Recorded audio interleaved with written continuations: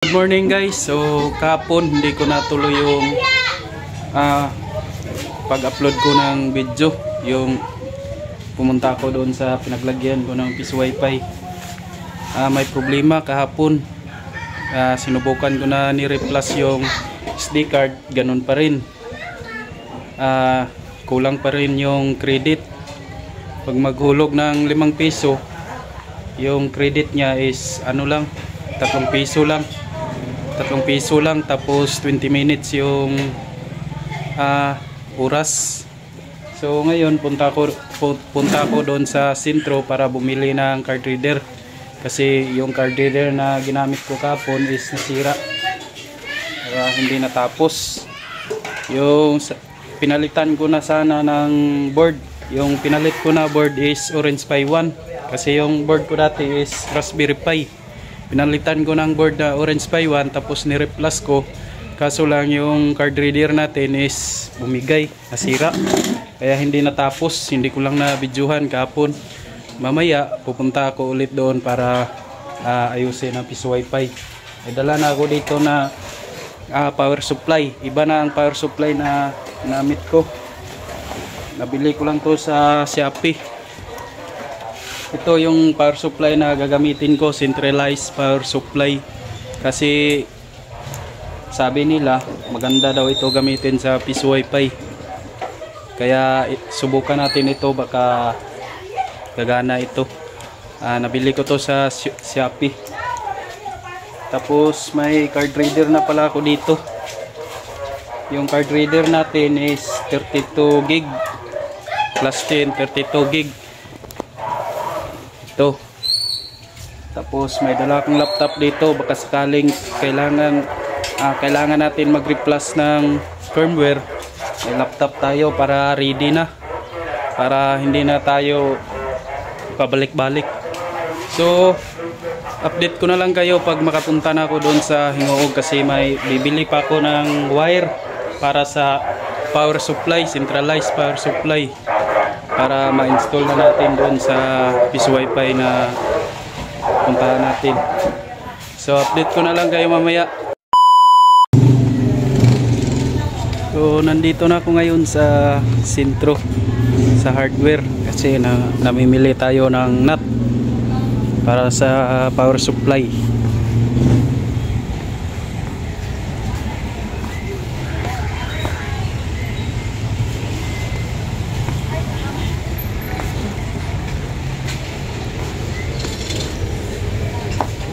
At ito, kailangan natin ito.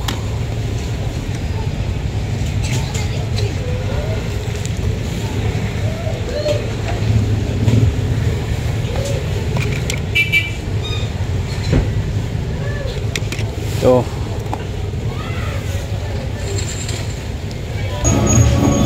Kaya daw baby? Pilang metros? Ha? 35. 35? Tunga, pwede makapay tunga. Tunga lang. Bugo ra dito, ora. Oh, bugo ra. So ngayon nandito na ako sa bahay na pinaglagyan ko ng Peace Wi-Fi. Ito pala yung setup ko. Nakaseparate yung parts ng Peace Wi-Fi. Dati yung nilagay ko dito is Raspberry Pi. Pinalitan ko ng Orange Pi 1 kasi yung Raspberry Pi natin is nasira na.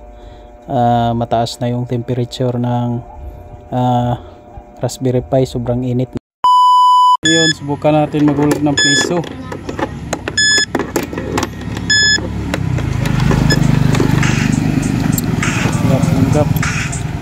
So ulit, pindutin natin ulit yung buy Wi-Fi. Tapos hulugan natin ng 5 piso. Yung 5 piso ko is 1 oras.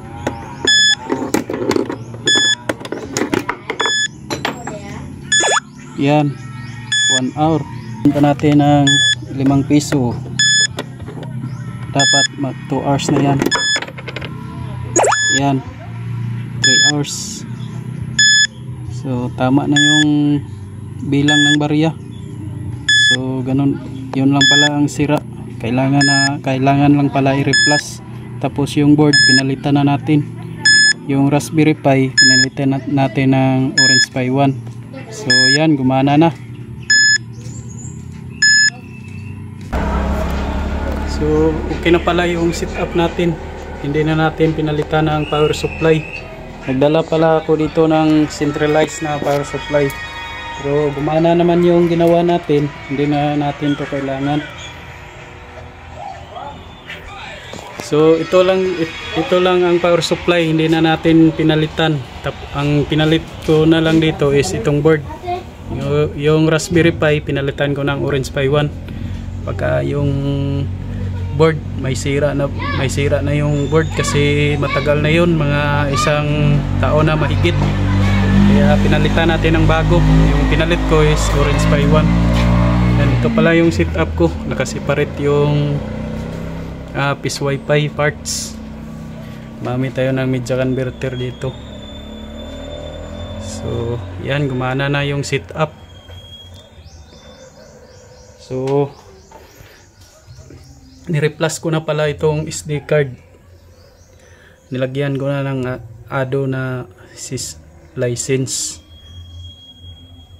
Yan, gumana naman, okay na ang lahat. So hanggang dito lang ang aking video. Maraming salamat sa panonood. Thank you.